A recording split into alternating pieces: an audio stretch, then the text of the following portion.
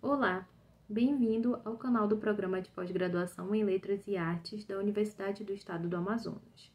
O vídeo a seguir apresenta o segundo encontro do webinário Visualidades Amazônicas, que possuiu como tema o artista como fonte. Luciane Páscoa fala sobre o Clube da Madrugada.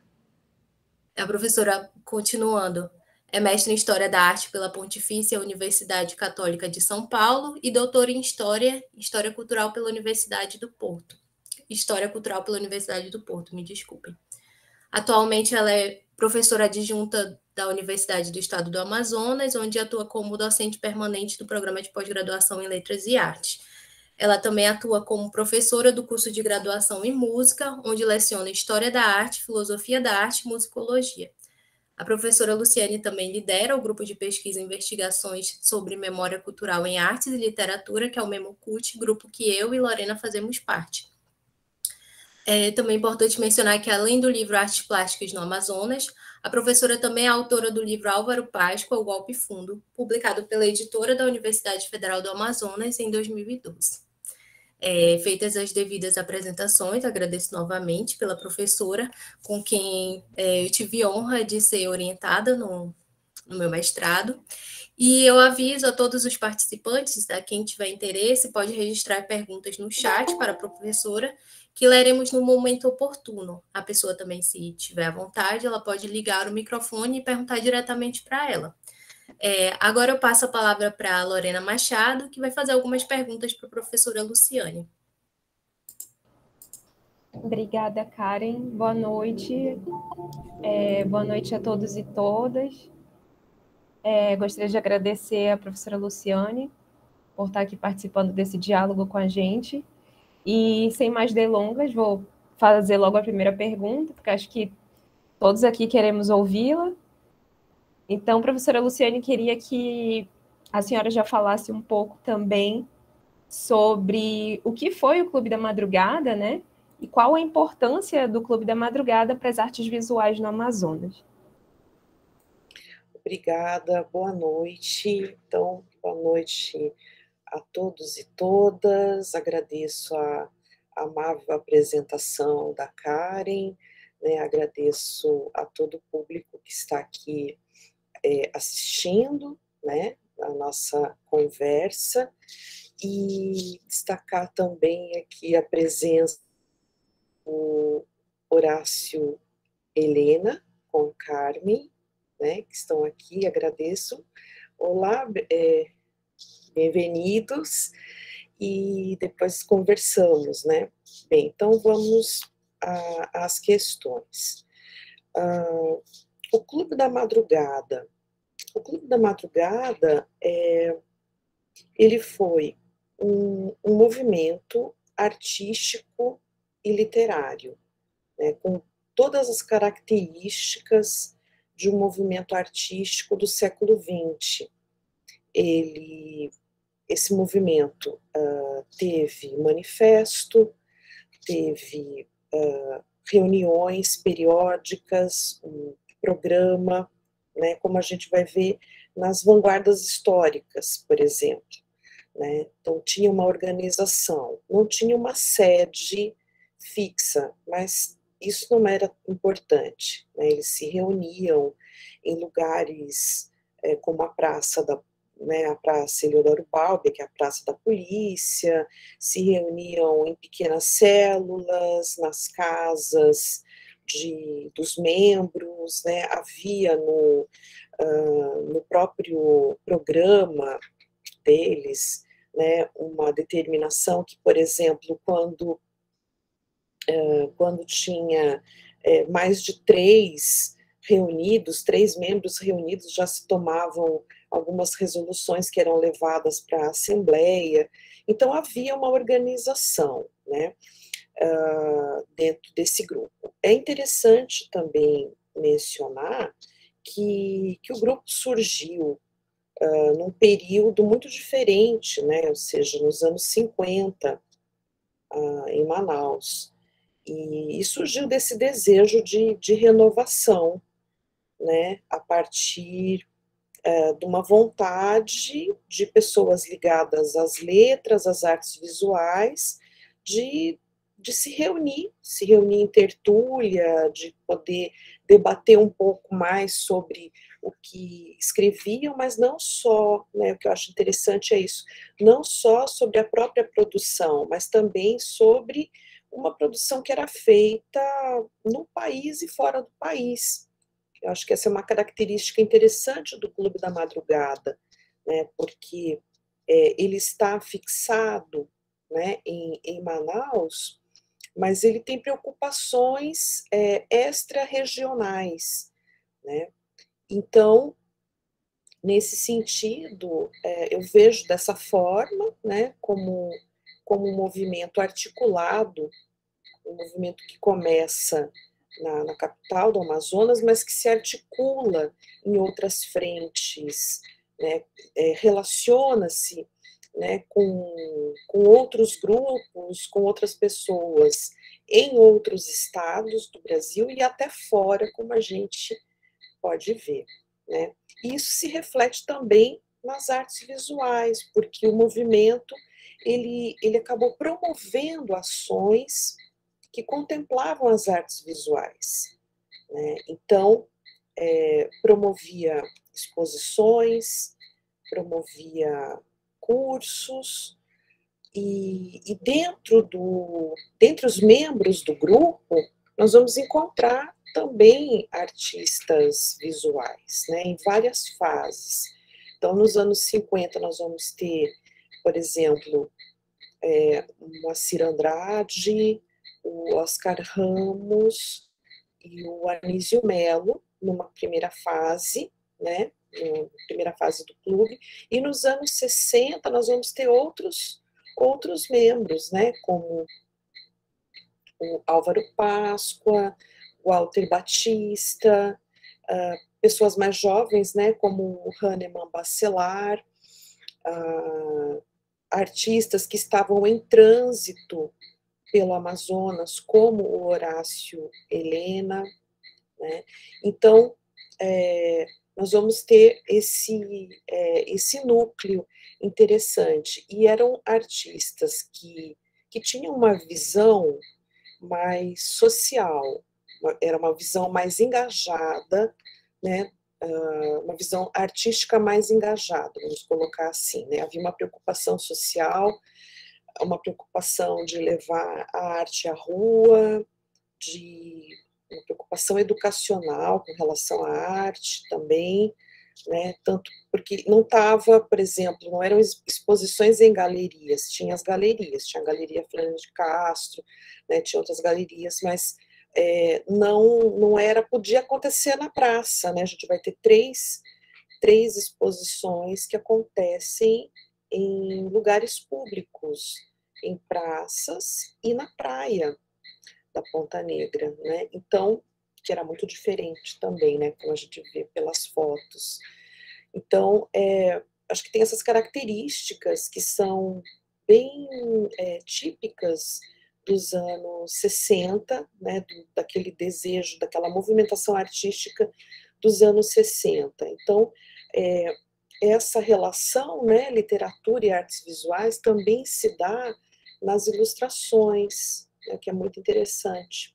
Quer dizer, muitos dos artistas vinculados ao Clube da Madrugada ilustravam o suplemento Madrugada, o caderno Madrugada, que era vinculado ao jornal.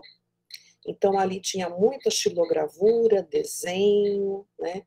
Também ilustravam as publicações da editora Madrugada, ou seja, temos um arquivo literário, literovisual, muito interessante nesses documentos, né, que ainda estão sendo explorados, né, estão sendo verificados ainda. Eu acho que é isso, não sei se...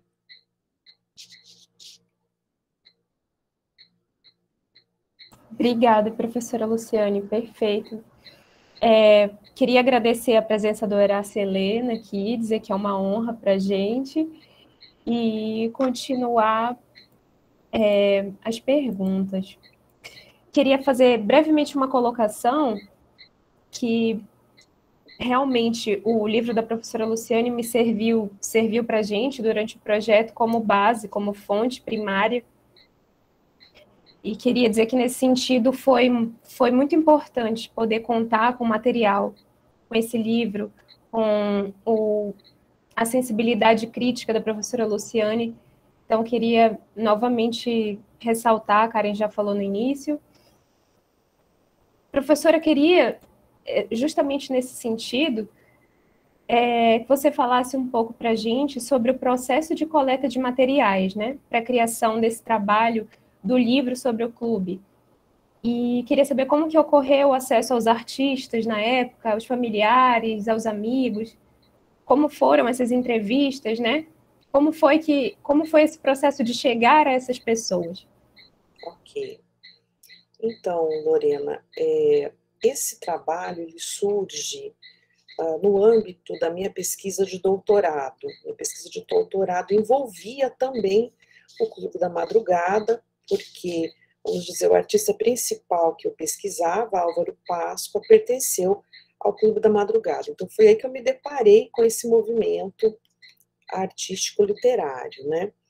E aí, então, primeiramente eu tomei contato com as publicações já existentes, né, clube, sobretudo os trabalhos do Jorge Tufik, né, acabaram, enfim, me dando ideias, norteando, né, tomei contato com algumas publicações e já tinha tido contato também com o periódico, né, o Caderno Madrugada.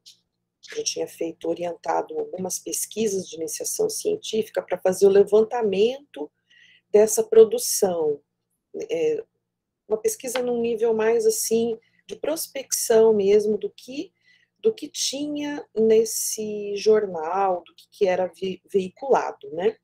E aí comecei então a agregar essa documentação, a organizar. E aí os materiais de modo geral, né? Com que documentos eu trabalhei?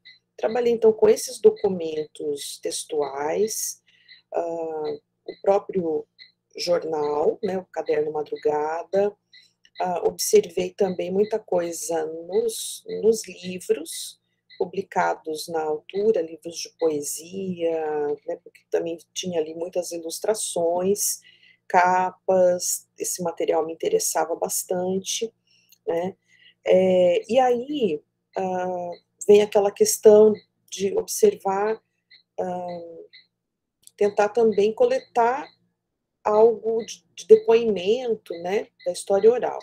Essa é uma parte um pouco mais complicada, né, acho que em todo trabalho isso é um pouco mais complicado, mas eu fui buscando, né, com contatos de pessoas, pessoas amigas da minha família, né, que tinham contatos, que ainda estavam, enfim, atuantes, e que foi assim, foi um boca a boca, né, por exemplo, consultei, por exemplo, o Joaquim Marinho. Joaquim Marinho tinha contatos de outras pessoas e ele me passou os telefones fixos, era assim, né? Então, nem todo mundo estava usando e-mail ainda, embora já tivesse, né? Mas então foi assim, ligar mesmo para algumas pessoas e me apresentar e falar da pesquisa, o que eu estava fazendo. E foi assim, né? Foi tentando desbravar esse aspecto. É claro que eu acho que eu fui bem recebida na maior parte. Em poucas ocasiões, assim, familiares ou disseram, não temos interesse, o que acaba sendo triste também, né? Mas ocorreu numa situação, né? Assim, acho que nem não sei, não vou mencionar aqui, mas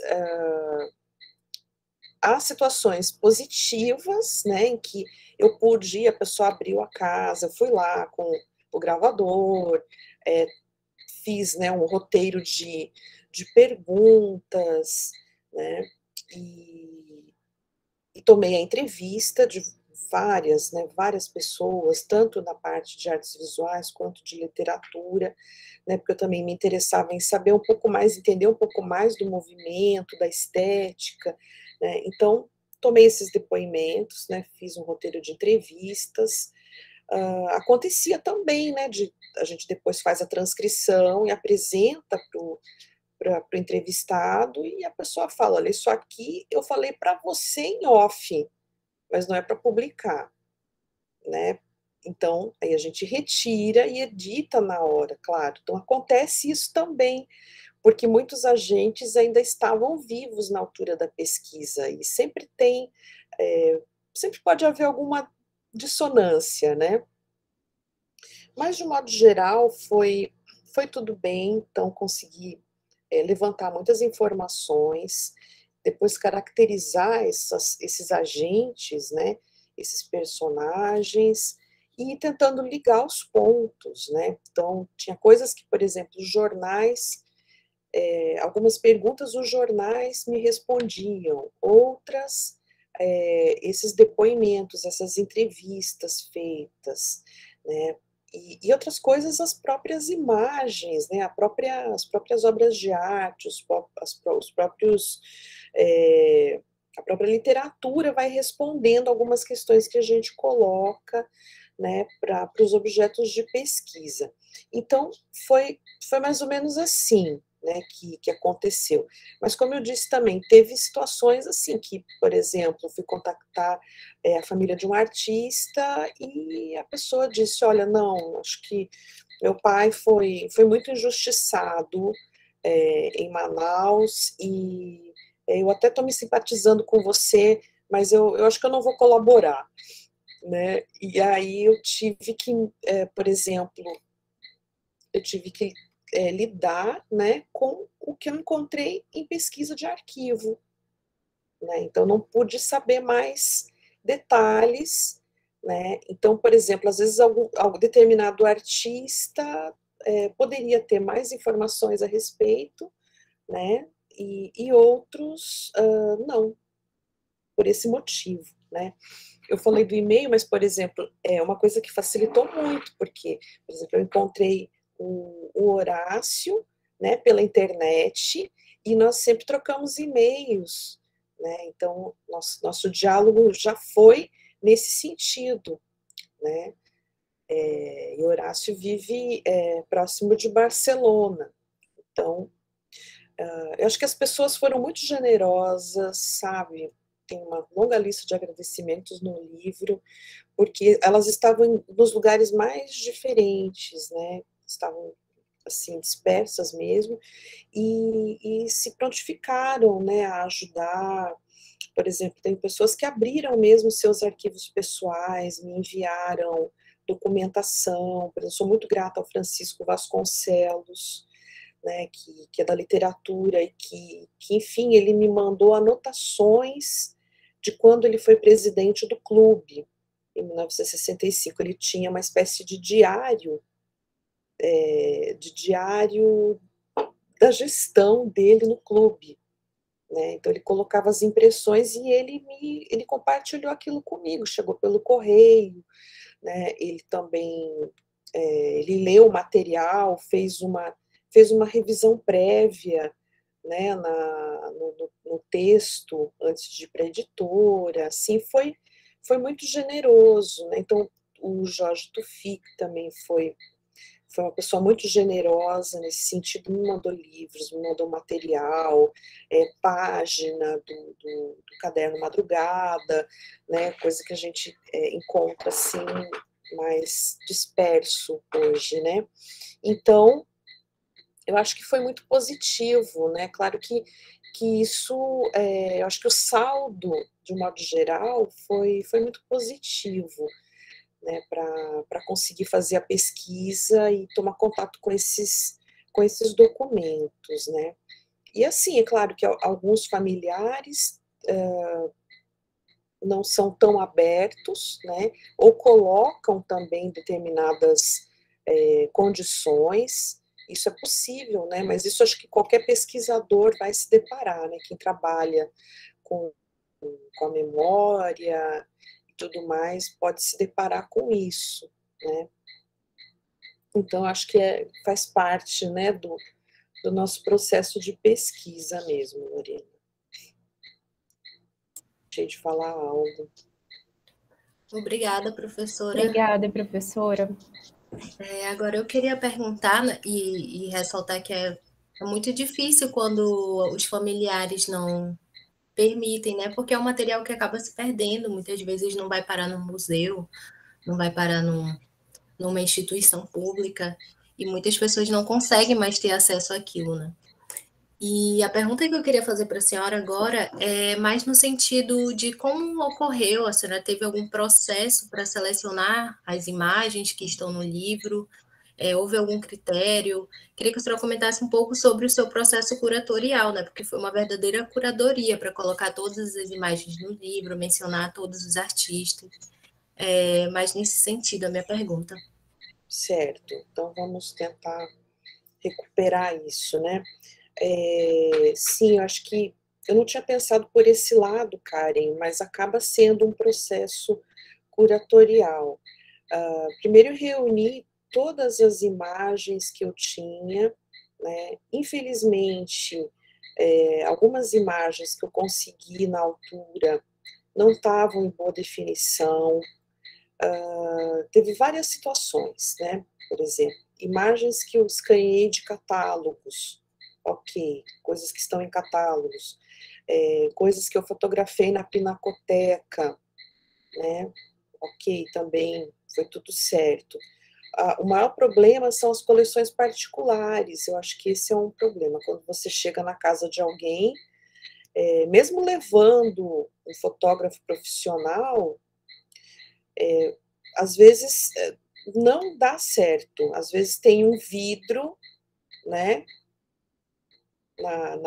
não é a tela, às vezes tem um vidro, é uma obra em papel, tem um vidro, e aquilo está refletindo, e você tem que buscar uma luz natural, então, nem sempre as imagens que eu gostaria de registrar foram possíveis de registrar, por causa desses problemas técnicos. Às vezes você está com o equipamento, vai até a casa, né, do colecionador, colecionadora, e pode dar tudo certo. Às vezes não dá certo naquela vez alguma coisinha e você já não consegue voltar na segunda vez para fotografar, né? Se você não tem uma proximidade assim com as pessoas.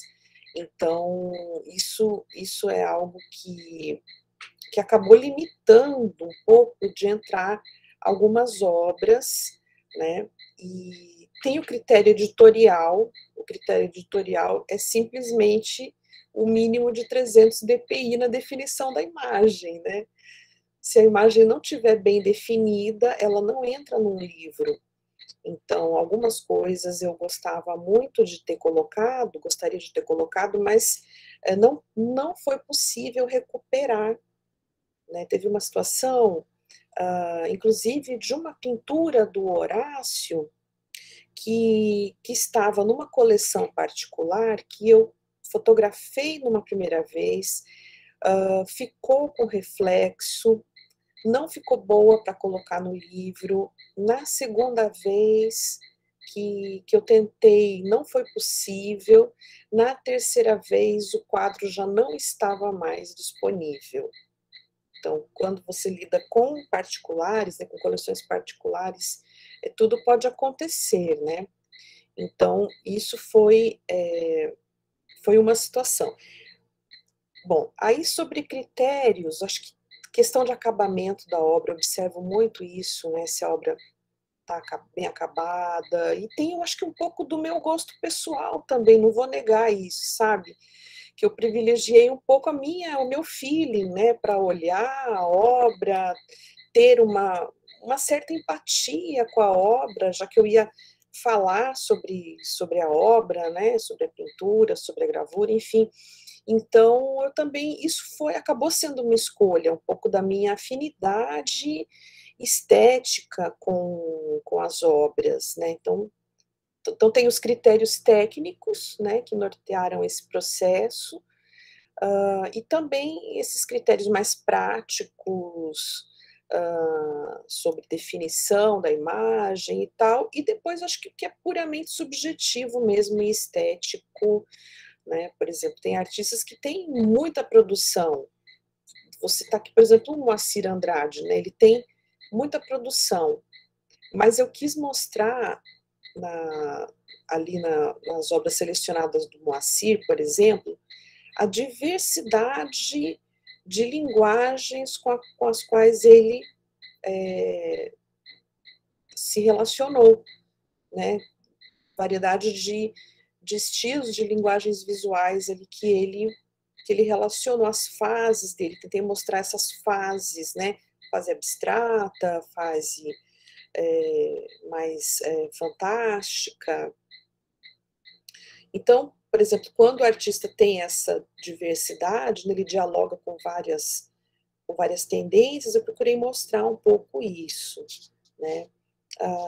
Artistas que, por exemplo, não consegui encontrar muitas obras, foram as obras que estavam em melhores condições de ser divulgadas, né? Então, também tinha essa questão, né? Talvez fosse ali um momento de apresentar essas obras, né, ao público, trazer um estudo. Então, acho que havia uma responsabilidade também em procurar ali ressaltar o que era mais interessante, o que era mais visualmente atraente também, né, para que uma pessoa de qualquer lugar do mundo pudesse olhar e, né, uau, né, olha, isso aqui foi feito lá no Amazonas, e acho que isso também pesou para mim na altura. Né? Acho que ia falar mais alguma coisa, agora me fugiu, mas acho que era sobre isso, né? Enfim, o critério pessoal, mostrar essa diversidade, né? E, enfim, também procurei equilibrar um pouco o número de obras, sabe, para depois não ter problemas, né? Para não ter problemas. Tentar dar um equilíbrio, né, a todos os artistas abordados. Outro ponto também, todos os artistas que eu encontrei, que eu contemplei ali, foram artistas que realmente atuaram naquele período do recorte do meu trabalho, né, que era 1958, mais ou menos, ali, de 55 a 72. É o recorte do trabalho que está no livro, né? Quer dizer, é da fundação do clube até mais ou menos quando para o periódico, o jornal. Eu acho que o periódico, o Caderno Madrugada, ele deu muita efervescência, ele era um porta-voz do grupo, então acho que ele movimentou muito. Então, a década de 60, para mim, ali é a década mais vibrante, né, do movimento Madrugada. Depois, continuou, eu não fui pesquisar muito depois, é algo que alguém pode fazer, acho até interessante, né, mas eu acho que se descaracterizou um pouquinho também, né, ficou uma coisa mais, assim, social, sabe, não era mais tão engajado com as mesmas causas iniciais, sabe. Obrigada, professora. E sim, a gente que trabalha com a pesquisa, né, sabemos muito bem que a gente acaba tendo que delimitar um período para não, porque temos um prazo a cumprir, né? Não é tudo que a gente quer fazer e, enfim. Eu achei muito interessante essa sua colocação de mencionar que contratou um fotógrafo profissional e mesmo assim algumas imagens elas não ficaram tão boas, né? E pensar que atualmente a gente tem o smartphone e tudo que ajuda a gente a tirar imagens melhores, né? Eu fico pensando na dificuldade que a senhora teve naquele período, porque eu já com câmera profissional, com a fotografia digital, com o smartphone, já surgiam algumas dificuldades, como, por exemplo, a questão do reflexo do vidro na tela, a luminosidade, as sombras. Então, realmente foi um trabalho muito precioso que a senhora fez. Alguém tem uma pergunta para fazer? Eu vi que o Turenco, ele fez uma pergunta aqui para o Horácio. E vocês podem ficar à vontade para registrar a pergunta no chat, e se o Turenco quiser ligar depois o microfone para falar, pode falar. A Lorena queria falar alguma coisa? Pode Queria falar. só complementar também, Karen, que eu achei muito interessante que a professora Luciane colocou essa questão do gosto pessoal dela, né, para que isso é uma coisa que é importante também ser ressaltado, né, porque enquanto pesquisadores a gente também tem a nossa sensibilidade ali, nossas preferências estéticas. Eu acho que interessante perceber isso no livro, perceber realmente que de algum modo a escolha foi muito muito guiada por isso que é único mesmo, que é dela, né? Enquanto o olhar dela. Só isso mesmo, que para mim é emocionante também falar dessa.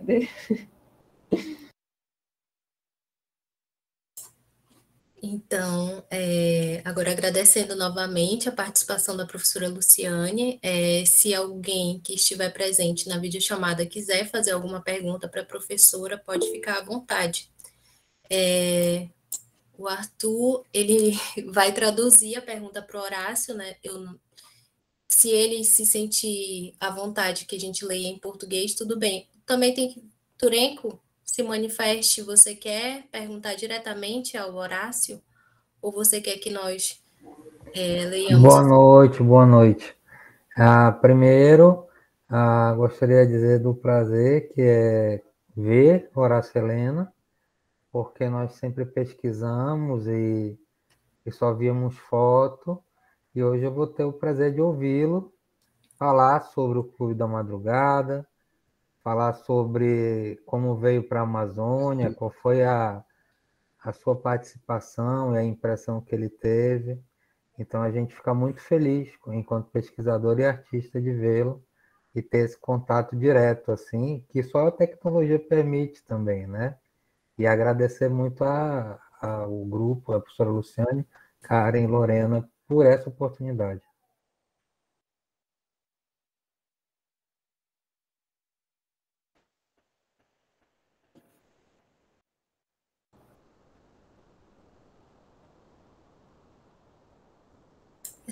Seu microfone está desligado. Seu microfone.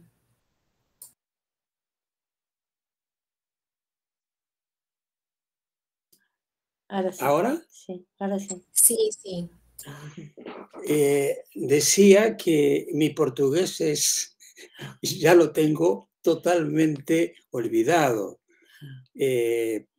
Si no entienden bien o no comprenden bien mi forma de hablar, por favor me lo dicen, porque tengo aquí a mi derecha una persona que le encanta hablar portugués y me traducirá totalmente. Está muito claro, está muito claro. Está claro. Está bem compreensível. Nosotros llegamos al Amazonas y como éramos sumamente jóvenes y nunca tuvimos muy claro el viaje que estábamos haciendo. Tenemos un recuerdo maravilloso del Amazonas y sobre todo de Manaus. Fuimos recibidos, pero como si llegaras a tu familia, ¿no? Bueno, fue la familia de Elson que nos recibió. Elson Farías nos recibió maravillosamente y fue el que nos introdujo en el Club de la Madrugada. Claro, era un Manaos que, por lo que estamos viendo ahora en este momento, fotografías y vídeos de amigos que han ido, era un Manaos que no tiene nada que ver con el de ahora. Eso de salir, eso de salir ¿cómo se llamaba el barrio? A Cidade Flotante. A Cidade Flotante. A tomar las caipirinhas allí con el Club de la Madrugada, son cosas que no se olvidan. O la exposición que me organizaron en el periódico, con una cantidad de gente que asistió, que yo quedé asombrado. Realmente, Manaos para nosotros, creo que coincidimos, Sí. ha sido algo excepcional. Pero Manaos, cuando yo me refiero a Manaos, no es la ciudad en sí, o sea, toda ciudad son sus ciudadanos, sus habitantes. Eso es lo importante. No, si puedo intervenir, ¿no? Não, o que acontece também é que nós chegamos a Manaus no contexto, você falava, Luciano, da importância da década dos 60, não? A gente não deve esquecer que no 64 aconteceu o golpe de Estado, não, no Brasil. Aí, então, eu acho que isso marca um antes, um depois de tudo o que acontecia, não? Especialmente no campo da cultura, ou muito no campo da cultura, não? Então, isso determinava muitas coisas, não? O ambiente que se vivia, tudo isso, não? Eu também participei em montagem de uma obra de teatro no Teatro Amazonas, A Prostituta Respeituosa, de Sartre. Eu colaborei com a gente que fazia a montagem aí, porque eu venia da Bahia, que eu havia feito teatro, não? E, bom, depois as saídas com os grupos de, não sei se eram arqueólogos, antropólogos, que conhecíamos por Elson, não? A floresta, acompanhando, não? A pesquisa deles, não? Era uma experiência para nós que éramos tão jovens, muito, muito intensas, muito intensas. Foi uma coisa muito, muito importante nas nossas vidas, não? Mas também, eu não sei se nós falamos disso, nós traíamos contactos de Buenos Aires para o Clube da Madrugada de revistas de poesia de Argentina, o Eco Contemporâneo, revistas importantes de poesia de Buenos Aires que sabiam da existência do Clube da Madrugada. E nós chegamos a Manaus e procuramos eles. Não? E também tudo através de Nelson Farias. Não? Nelson Farias foi muito importante para nós.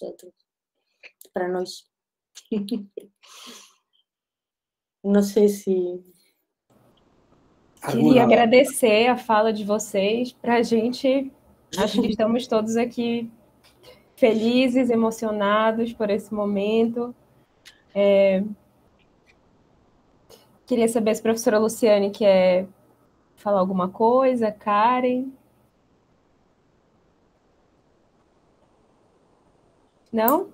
Eu deixaria mais à vontade os demais participantes, né, para perguntar, aproveitar a presença do Horácio aqui conosco, né, e também se quiserem perguntar mais alguma coisa, deixa à vontade. Queria agradecer a presença do Horácio, né? Eu vi que em Madrid acho que já são 1h da manhã, alguma coisa assim. Quase uma, sim.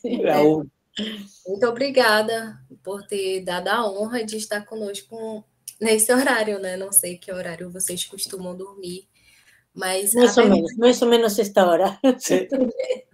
A pergunta que eu tinha era exatamente a que o Turenko fez. Como foi essa passagem, né? Como ele caracterizava a experiência, como ele enxergava o clube naquele período. E aí eu acho que o Turenko conseguiu perguntar o que eu e a Lorena estávamos combinando em perguntar. Obrigada novamente, Horácio. Obrigada, professora Luciane. Não havendo mais perguntas, eu acho que a gente vai se encaminhar aqui para o final. Não sei se o professor Márcio e ainda está na chamada conosco e queira dar alguma palavrinha.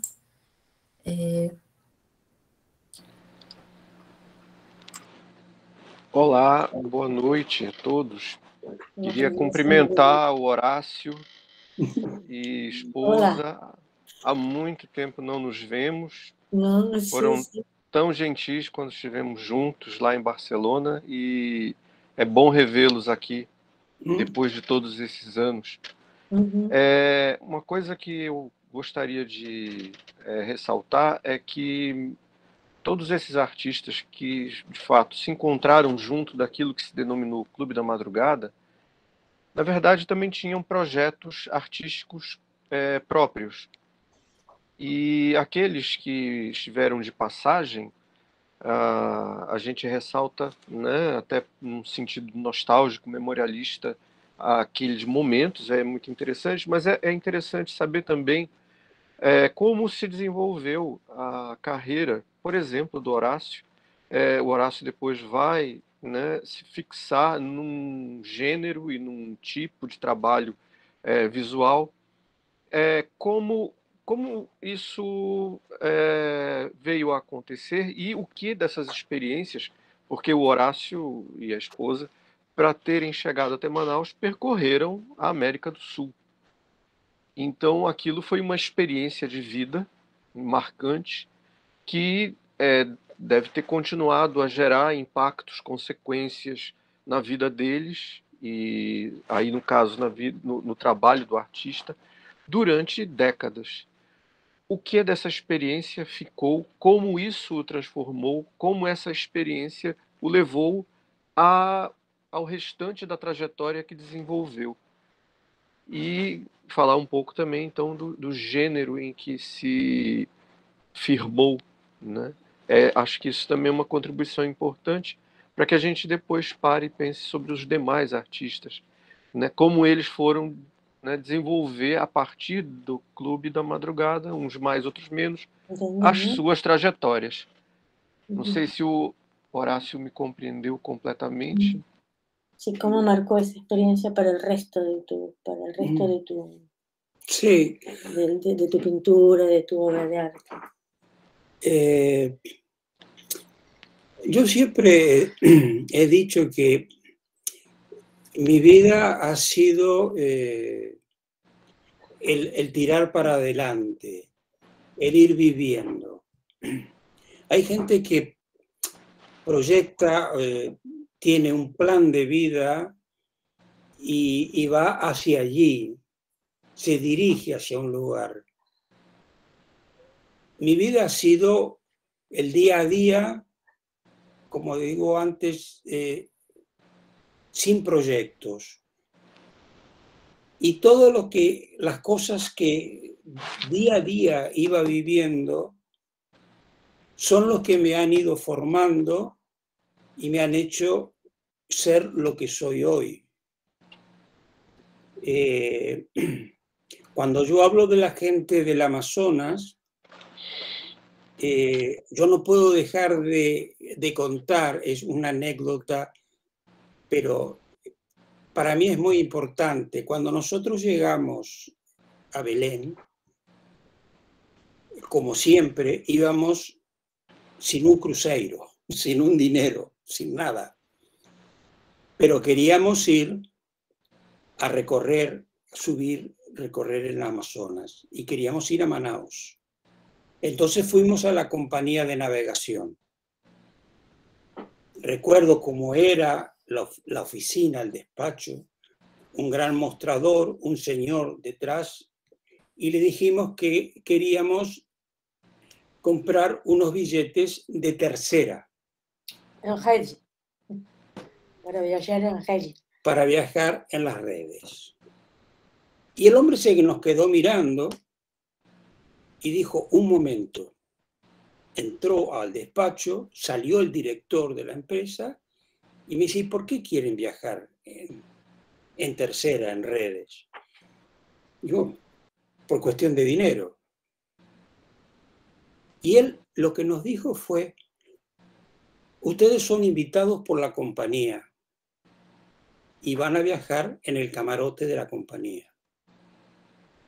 O sea, un gesto tan simpático, tan humano, tan cálido, que te van dejando marcas. Claro, es llegar a Manaos y es lo que contaba antes. Todo el mundo se abrió, nos recibió, estábamos viviendo en la casa de Elson Farías, donde había, no sé si eran como 7 hermanos. No sé si 7, eran unos cuantos, no eran recuerdo. unos cuantos, y compartíamos. Eram 7 irmãos, inclusive a minha mãe. Y compartíamos el mismo plato de arroz. O sea, son cosas, yo no sé si otra gente le puede dar ese valor, el valor que yo le doy, pero ahora en este momento, cuando sabíamos que íbamos a tener esta reunión, buscamos todos los libros que nos había enviado Elson, y son una pila así de libros. Y algunos, hay poemas dedicados, incluso hay la tapa, la cubierta, está hecha por mí de uno de los libros. Yo, sinceramente, me emociono al recordar todo esto, porque son las gotas que van llenando la vida de uno, ¿no? Uhum. Para mí Brasil, y para ella mucho más todavía, lo mismo.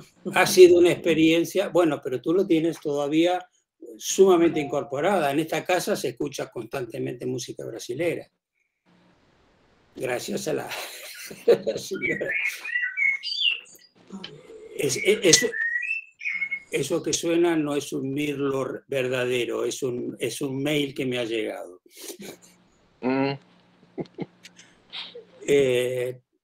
No sé si soy claro o si me expreso bien. Sim, claro, deu para entender. O principal foram as experiências pessoais, as relações humanas, Tú fíjate os gestos. Lo que comentabas antes, ¿no? O sea, yo salí de Buenos Aires, mi pintura era pintura informalista, pintura abstracta. Y cuando yo llego a Brasil, es un golpe que yo recibo, es un golpe social, ver la gente, sobre todo en Bahía, la gente en la calle, esa pobreza, todo eso a mí me tocó muy hondo. Y mi primera exposición que hice en Bahía eran todos estos personajes, o sea, fue figurativa, ¿me entiendes? O sea, pasé a la figuración. Y todos los personajes que yo pintaba eran los personajes de la calle. Recuerdo un cuadro, una pintura que yo tenía, que era una chiquita, una niña muy joven, que debía tener 15 años, 16, estaba embarazada y era prostituta, y estaba en la puerta de una... Y yo la pinté. O sea, todo eso te provocan un cambio, te provocan una necesidad de expresarte, de decir cosas, y eso es cómo ha ido modificando mi pintura por todos los lugares que hemos ido recorriendo y las experiencias de vida que hemos hecho. Sim. Karen, com você. Obrigada, Horácio. Obrigada, professor Márcio, pela pergunta. Obrigado também, Karen. É bom que isso vai ficar gravado, né, e registrado para que possamos depois assistir. E, abrindo aspas, o lado bom da pandemia é que a gente pode encontrar, se reunir com pessoas que estão bem distantes, né, de Manaus. Imagino que o Horácio não vem a Manaus já tem um tempo, então agora a gente tem a facilidade, né, de nos reunirmos em videochamada. Agradeço novamente a participação de todos e Agora eu vou fazer o sorteio do livro, né? A gente vai sortear um exemplar do livro da professora Luciane Páscoa, o Clube da Madrugada, para aqueles que se inscreveram no evento. Só um minutinho aqui para eu abrir aqui a tela. Se cortou. Van a sortear un libro, pero se cortó ahora.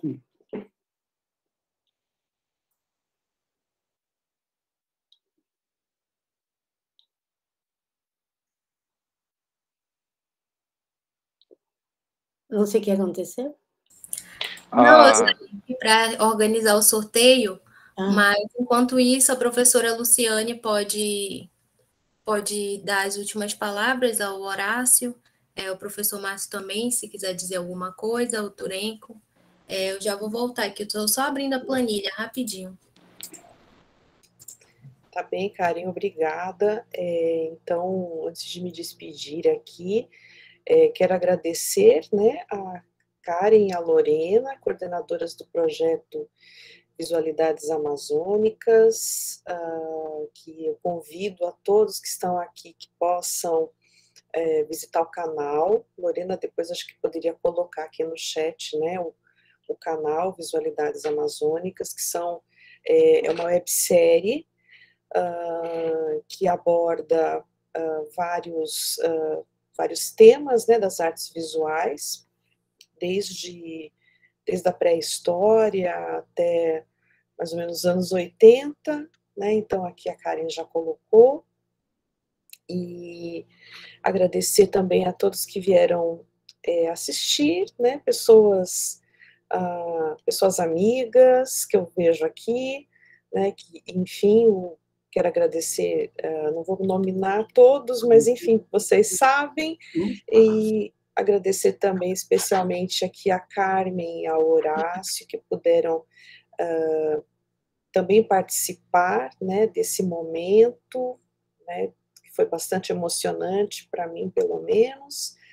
E é isso, também a pedir para a Carmen colocar o site do Horácio aqui, Carmen. Coloca no chat o link do site dos trabalhos de ilustração, né, do Horácio, se alguém puder colocar, né, que eu acho que também para as pessoas aqui conhecerem o que ele tem feito atualmente, acho que seria legal antes do sorteio. Turenco já colocou. Obrigada, Turenco. Então é isso. Só agradecer. Eu já organizei. Ai, desculpa, professora. Não, só agradecer e parabenizar também. Eu já organizei aqui o sorteio e eu gostaria que o Horácio fizesse a honra de escolher um número de 1 a 10. Essas foram as pessoas que estão presentes aqui, e aí o número que você escolher vai ser o sorteado. Ela falará em português. No, el número del 1 al 10, cualquiera, el que quieras. Tú di. 8. 8. Momento. Acho que travou, né?